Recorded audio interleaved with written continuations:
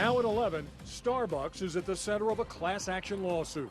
Why customers say the coffee giant is intentionally leaving its lattes short of the brim. Plus, homeowners in Chelan County say the ground is literally crumbling beneath their feet. Now the problem is so bad, dozens of them have been told to leave their homes. But first, I'd have to say that I don't remember what happened. This Northgate woman is battered and bruised after squaring off with people she says are dumping drug needles in front of her house. Kiro 7 at 11 starts right now. We begin tonight with breaking news. A passenger jet has crashed in southern Russia, killing everyone on board. Russian officials say the plane carried 55 passengers and 6 crew members. According to Russia's Southern Regional Emergency Center, the Boeing 737-800 crashed while landing at the Rostov-on-Don airport. These are new pictures of emergency vehicles near the site of that crash. Fly Dubai Flight 981 was headed from Dubai to Russia. A flight tracking service says the plane made one failed landing before the disaster. In the last hour, Boeing released a statement about the crash, sending thoughts and prayers to the victims. Boeing also says it is ready to help in the investigation into what happened. We're working to learn more details, and we'll have an update as soon as we get them. a woman fed up with needles and garbage in her Northgate neighborhood tried to take the situation into her own hands, but it backfired. She says she was attacked by people that she confronted who were living inside a van. Kiro 7's Rob Munoz is live in Northgate. And Rob, she now has a message for her fellow homeowners. Yeah, Steve, she's hoping people won't do this on their own next time, but she's also hoping that if a situation like this comes along, that Seattle police will also help respond. I just got tired. Numerous times we've called the police, and I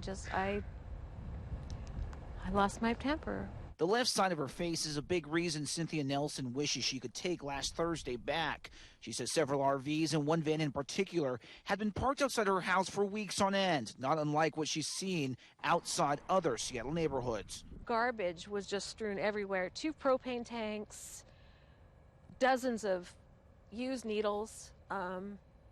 It was just a disaster. Nelson says Seattle police wouldn't respond to 911 calls, so she took a hammer to the van she saw dumping needles. I got frustrated.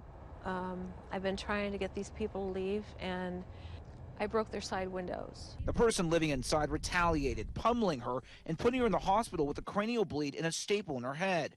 It's a big reason she wanted to talk to us today. I want to show people what happens to you when you probably don't make the right decision. We found that specific van just 2 blocks away on 107th with a window and the windshield shattered. No one responded. Nelson says she understands that parked RVs with garbage are a nuisance, but she's telling other homeowners to resort to other options. Don't take it into your own hands, because it's not the best thing to do. Now, Cynthia's bruises will heal, and she also says ever since that attack happened, all the cars and RVs that would be parked along the street have not come back. We're live here in Northgate. I'm Rob Munoz, Kiro 7 News. New at 11, the city of Seattle released a long-awaited study on how many police officers it needs to hire to keep you safe. The answer, though, is not a simple one. Up to 175, plus the equivalent of dozens more in overtime. It's a result that could cost taxpayers big, and it has the head of the police union disappointed and dissatisfied tonight. The number of police officers Seattle needs to respond to your calls on time has been the subject of a high-profile study since last year. Citizens we spoke with complained about slow 911 response times. Disappointed, really disappointed. Crime is falling, but not all crime is falling. And last month, Mayor Ed Murray pledged he would hire 200 new officers by 2019, doubling his initial goal. The study, which cost taxpayers $122,500, describes 2 scenarios for how many more police officers need to be on your streets. And here's where the numbers get tricky. It calls for 143 to 175 new police officers, which is well under the mayor's goal of 200. But it also calls for thousands of hours in overtime, the equivalent of hiring another 101 to 107 more officers. The head of the Seattle Police Officers Guild, Ron Smith, gave a statement to Kiro 7 tonight, saying what that says, in addition to these new officers, they would have to double the budget for the overtime it would take. So why not hire above and beyond? And money is the big issue. Murray said doubling his goal to 200 officers would cost you about $15 million more a year. It is unclear whether that would cover all this additional overtime. Mayor Ed Murray released a statement that said in part tonight, I have directed Chief Kathleen O'Toole to recommend the right mix of overtime hours versus the hiring of new officers needed to implement her community policing plans. The mayor expects to roll out his police funding plan, which will include some kind of tax increase very soon. And as for that study, well, we have posted it in full for you on Kiro7.com. An admitted heroin addict who had signs of drugs in his system when he hit and killed a Redmond toddler is not facing criminal charges tonight. 2-year-old Susie Dreyer was killed when she ran out in front of a car at Redmond Town Center last July. Investigators called it an accident, and they say that the 25-year-old driver was not impaired. Prosecutors say there was not enough evidence to charge that driver. Residents who live on a hillside near Wenatchee are evacuated tonight. There is concern the entire hillside at Whispering Ridge could give way and come crashing down onto the homes below. Kiro 7's Allison Grandy spoke with residents there tonight who are deciding whether to grab what they can and get out. The hillside here is moving more each day. The sheriff's office has told residents to evacuate, and most of them have. You can see the movement of the earth has made these deep cracks in the pavement. Anger, sadness, frustration. Autumn Martin and her husband evacuated with their 3 children. The family just moved into their dream house in January. It's Mother Nature. You have no control over that. None of us do. It's scary to think that that hillside may or may not give at any given time. The hillside is moving. It keeps breaking the water main. Huge cracks are appearing in the ground. It's so unstable, the water here is shut off. So's the power. It's a possibility that this entire slope could slide downhill, and down below, off of the Squilchuck Road, we have 6 residences down there which are in the path of the actual slide. The hillside is heavily saturated from record rainfall. Deputies went door to door to warn residents to get out. We're very worried about these people. Elliot Nelson isn't evacuating. His house is just out of the slide zone, but getting to it is. The road coming down is where we're in trouble. He watched his driveway sink about 2 feet and huge cracks open up. It's got to slide. Something's got to happen. It can't stay like this. There's too much weight. There has to be some mitigation to stop it. 2 houses in the area are tagged, unsafe to occupy due to structural damage. More homes are evacuated down below. We cannot allow people to stay in the path of this. We have to think about life safety. The county just hired a geotech firm to come in here and make an assessment. But when they do, the sheriff's office says they can't bring in heavy equipment. Not on this road. It just isn't safe. Near Wenatchee, Allison Grandy, Kiro 7 News.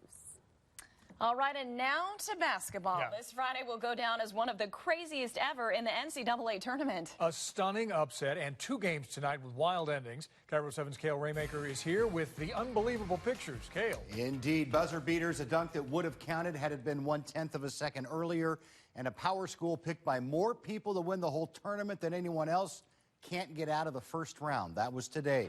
This is going to be tough to beat for the shot of the year. Texas, Northern Iowa late tonight. Oklahoma City Longhorns down 2, 72-70. Isaiah Tyler drives, hits for the Longhorns. We're tied. What does Northern Iowa do? They have a timeout to burn. They don't use it. The Paul Jefferson from half court. It goes. Morgan, I'm sorry you got to keep watching this. I know it hurts. Northern Iowa knocks out Texas 75-72. On the last second half-court shot. Spokane also late tonight. 10 seconds to play. St. Joe's trailed Cincinnati 76-75. Isaiah Miles hit a 3-pointer to put the Hawks up 2. Cincy drives back down, and the dunk. We're tied. We're going to overtime. Ugh. Watch the replay. 1/10 of a second too late. The officials review it. They blow it off. And St. Joe's beats Cincinnati 78-76 in Spokane. And here's that upset. Number 2 seed in the Midwest region, Michigan State. No one saw this one coming.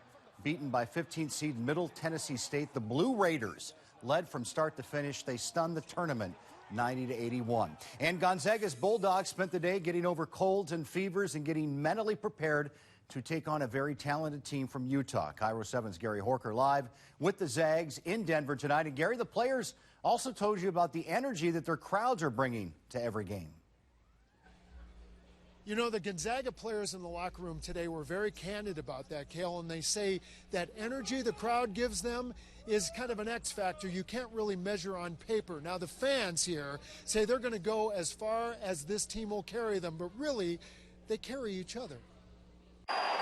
From the very beginning, Gonzaga aggressively took command of a very physical game yesterday, but what we didn't know at the time was the Zags players were also battling bad colds, fevers, and Denver's thin air. It got to me a bit more than I thought because I was also battling the cold and the fever and stuff, so it was hard. But the Zags tell us the one big motivator is the energy from their crowds they can feel on the road. It gets you going, it gets you pumped up. When you hear those cheers and everybody getting pumped up, it makes you want to play even harder. Go! Gonzaga! G-O-N-Z-A-G-A! Go! They travel so well, they travel in bunches. Oh, we love to go with the Zags. We meet wonderful people. We follow the team. They're great guys. It's just fun. You bring as much of the kennel to Denver as you can. And then we represent. It's just like a home game wherever we go anymore. You know, we have Zags all across the country, and so it's awesome to have that kind of atmosphere in every gym we go to. And that family atmosphere creates a certain confidence that the team and their current and former students can take on any challenge on or off the court. We are going to win. So there is another X factor I have to admit here. It's not just Gonzaga fans here cheering for the team, although there are a lot of them here, and decidedly about 18 or 19,000 fans last night at the Pepsi Center. Most of them seem to be pro-Gonzaga.